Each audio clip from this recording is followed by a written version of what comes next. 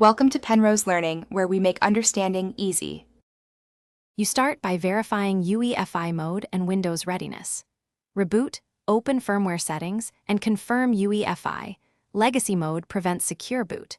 Once done, update Windows and back up critical files so you can restore if something goes wrong.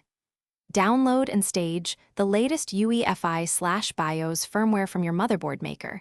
Make sure the revision supports secure boot. Make a note of current boot options, and set a supervisor password in firmware so changes persist safely before moving. Now you enable secure boot directly in UEFI.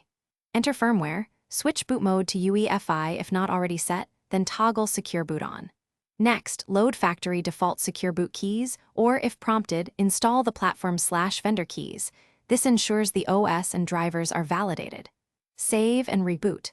Once back in Windows, open system information and verify secure boot shows as on. If it reads unsupported, repeat firmware steps and confirm no legacy boot entries remain. Finish by confirming Valorant and Riot Vanguard run under secure boot. If Vanguard fails to load, uninstall then reinstall Valorant.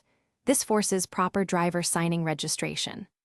Run sfc/scano and dism restore health to repair Windows component integrity.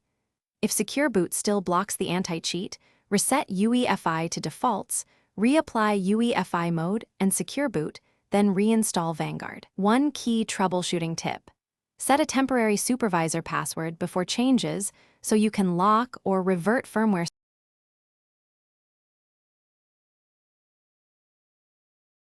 Thanks for watching. If this was helpful, leave a like and consider subscribing. See you next time.